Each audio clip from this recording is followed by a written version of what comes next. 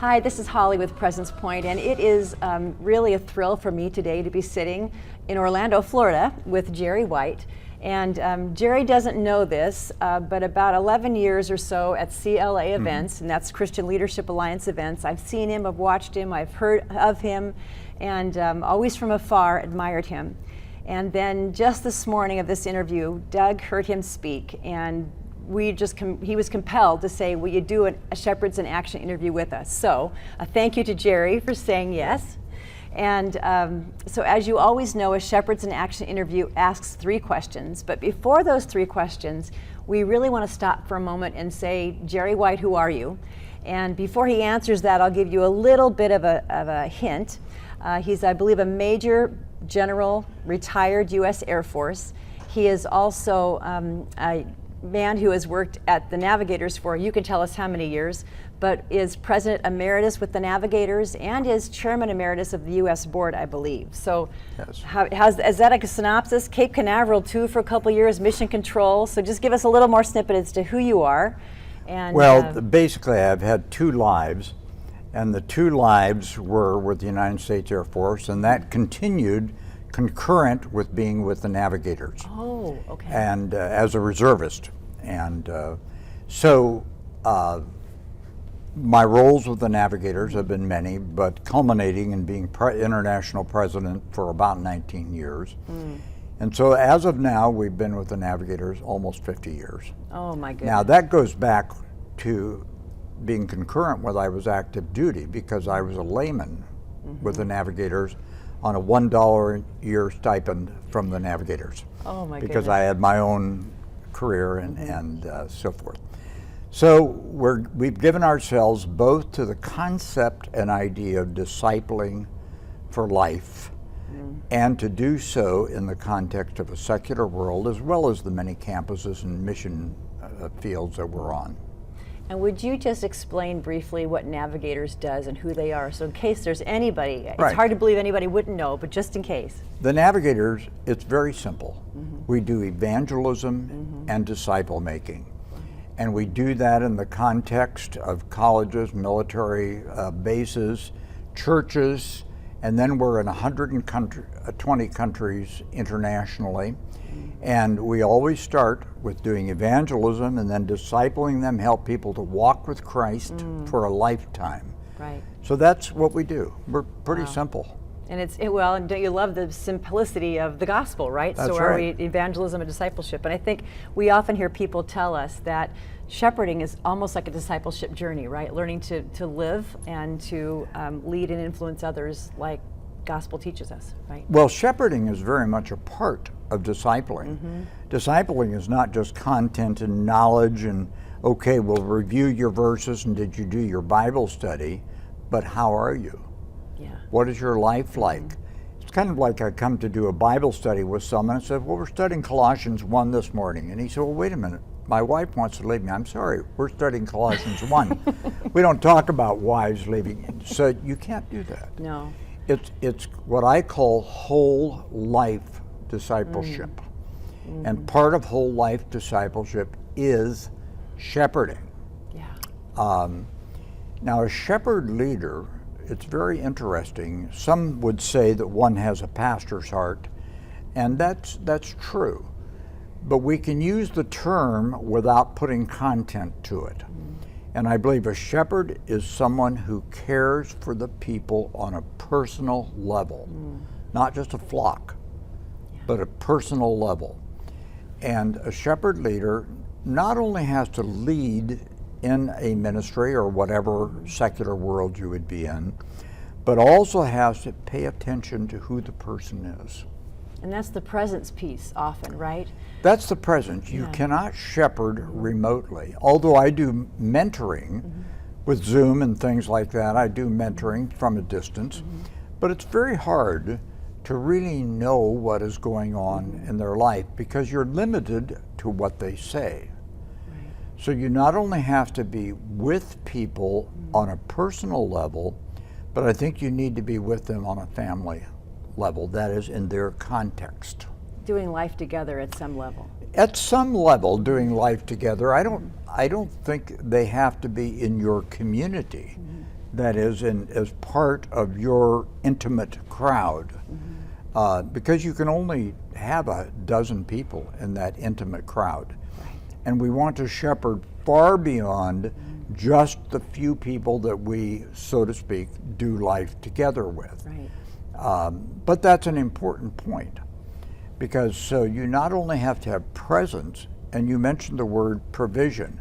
Well, what does that mean? We need to provide for what they need at their point of life, where they are living, where their kids are, where their marriage is, where their family is, and their extended family. But more than that, it's where they are personally.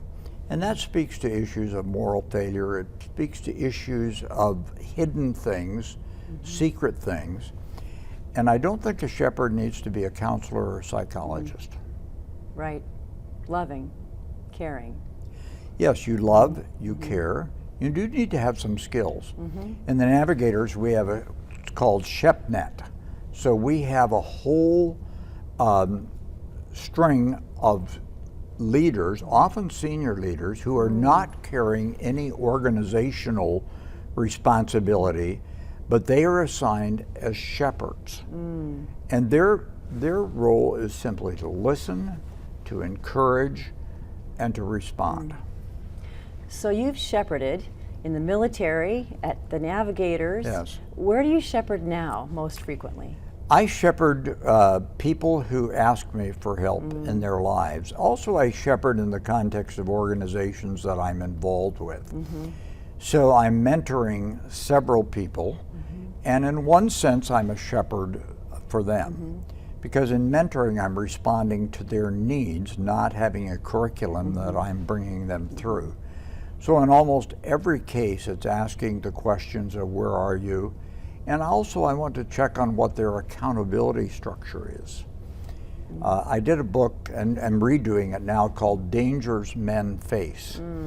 And one of those dangers is the isolation. Yeah. You know, that they become totally apart from anyone else. And I use the iceberg as illustration that most of what we see isn't who the person is. It's who is underneath. And very few people get to know what is underneath. So the shepherd relationship takes some time. And by the way, I don't think it can be done by asking 4 accountability questions, or 5 or 10 or 12. You know, did you do this, did you do that? Because people can lie. Yeah. I have an accountability group that shepherds me. In fact, I even had a call from one of them today. One person was weeping and said, something's happened, we need to talk to you. Now, it's just not accountability for me, it's accountability for us as a group of couples. And we've been walking together, doing life together for 40 years. And, but the shepherding should be at a point where you sense things before things actually happen. Now, it takes time, and it takes an engagement. Do you consider yourself a shepherd in your marriage? Yes, that's interesting. Obviously, you have to shepherd your own wife, and the wife has to shepherd me. So Mary has to be part of this interaction that we're doing. But others need to help shepherd my marriage. Right. I remember one time I was sending people for marriage counseling, and the person said, well, when are you going? And I said, what? Well, when are you going for counseling? I said, well, and I kind of stumbled. And I said, well, we could do that in July. Okay, get it. And he picked up the telephone and called the counselor that I was sending him to, a marriage counselor, and we made that appointment. Wow. And Mary and I went for a week of counseling. Now, see, he was interacting with me as well as me with them. So the whole idea of shepherding, in my mind, is far more than just a formal thing where you talk to them on the phone. But it starts there. So you talked about presence a little bit, and protection, or provision, I should say. Tell me a little bit how you would utilize protection in your relationships as a shepherd. Well, protection is a complicated thing, because what am I protecting? I'm protecting I'd like to protect their marriage. I'd like to protect their moral fiber. I'd like to prevent them from walking off a cliff. And so the protection is primarily coming out of the relationship that I have with them and the truthfulness of the interaction that we have together. And I can only protect insofar that they allow me to protect. That's powerful, because sometimes we want to do more, but it's really up to the individual that's being shepherded. The sheep It really in our is. lives. Yeah. You can't barge your way into anybody's life. They have to want it.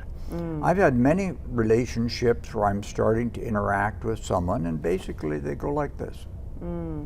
They say no. They don't say it, but I know it's not going to go anywhere. Right. So when we talk in Presence Point about shepherding, we talk about shepherding those that report to us, shepherding our peers and colleagues laterally, and shepherding up even to those we report to. But none of it being able to be done well without the good shepherd, without the good soul care and us allowing the shepherd to shepherd us. Talk to me a little bit about how you do that and how you see it happening well in your own life. Well, it's my own personal walk with God that is the most fundamental aspect of that. And this morning in the session, I said the major thing we have to do is that whatever our ministry is in the secular world or the religious world has to be in the overflow of our own walk with Christ. And that has to be nurtured. And so I need to be shepherd. I need people to minister to me. The problem as you get older and as you gain authority is that nobody really invades your life. You become extremely isolated because they assume too much. And so I need the kind of friendships that will actually open the door for them to confront me. And that's why doing it as a couple is pretty important. Right. That we're able to be open to others. And I've had three kinds of that sort of shepherding in my life. One is this covenant group that I mentioned, these other three couples. The other is my leadership team, who we were really pretty close during that time, but that again becomes temporary, though they remain friends. Two of them are with the Lord now. And then there's another just groups of individual relationships. We have a couples Bible study now, and there's a moderate amount of shepherding in that. But the problem for me, Jerry White, is that I'm so senior to them and they respect me so much that they don't really confront me. My covenant group does, and some other friends will. But that just, we all get into that, whether it be senior to our kids or senior to whatever. So we need to, I believe you have to initiate vulnerability. So a shepherd also needs shepherding. Absolutely. And so that's why we've created the ShepNet, or the shepherd, where the shepherds are talking to one another and they're helping one another in how they do that function. And I think I said it earlier, but those shepherds generally were not the people that we had in the Navigators who were in leadership positions. And then who were they? Were they volunteers? No, they're on staff. Okay. They were our line soldiers. They were our ministry. But they were godly people. See, gifting is what leads you into leadership issues often. Should be character, but it's also gifting or timing. And so we've got thousands of staff in the Navigators who are people who all they want to do is to be out doing evangelism and discipleship. They don't want to lead anybody. They want to be on the front lines of what we do, and that's who these people are. Wow. And then once they become elders in the work, then some of them have gone into this shepherding network that we have, and we train them, we help them learn what it means to be a shepherd. Well, and you invite vulnerability. That keeps ringing in my head by being vulnerable, I suppose, to some degree. But what else? To some degree, it is. You invite vulnerability, as you say, by being vulnerable, But you also have to open the door for people to enter your life in a number of different ways. For us, it's been with our children. How are we raising them? What's happening when there's conflict? What happens when we lost a son? As I shared this morning, our son was killed. And they entered my life and really virtually took over the life. But that, we had to allow them to do so. We Right. could have closed down and cut the door and said, listen, leave me alone. Right. You know, don't bother me. So you have to be vulnerable. I don't know, you can't say, well, I'm going to be vulnerable today. It's a way of life, isn't it? It is a way of life. It's what you share, Yeah. what you open up of what your needs are. And mine are plenty, I'll tell you that. Mine too. Yeah, Mine right. too. So what word of encouragement would you give to shepherd leaders who are watching this interview? Don't quit. Don't give up. Yeah. And when you're shepherding, realize that there'll be times of rebuff. There'll be times when you don't get anywhere. There will be times when you don't even know if you're helping anybody. But if you are there and faithful, things will happen. Because our job is not to get results. Our job is to encourage people and meet them at their point of need. And that's the sacrifice part of shepherding. It's more than servant leadership. It's more. It goes Yeah. beyond the service to sacrifice. I think it is. Yeah. That's a whole long topic, It is, isn't what it? servant leadership Yeah. is. But a shepherd leader is one who cares for the soul of someone else and is willing to help meet that need. So I'm looking at the camera because I'm thinking of the people who are watching this, and I'm saying to you, that touched me. Yeah. Because I am in my own life right now faced with where I have a choice to Right. shut out Right. and isolate, or to reach out and to say, hold me accountable, let's talk about the tough stuff, let's work through this conflict together. So thank you for that. You bet. And thank you for your time today. But I hope that those of you watching, I hope that this has challenged you, has given you food for thought, has maybe, I hope in some way, helped you live deeply into your calling as shepherd in the lives of those you impact and influence. Sorry. Thanks again. That's okay. So real time, we got a cell phone going off. It's all right. So he's an important guy. What can we say, right? But thank you, Jerry. Thank you Yeah. so much for being here. Thank you for taking the time. Thank you for watching and for tuning in and for hopefully applying what you heard today. God bless you. Take care. Thank you.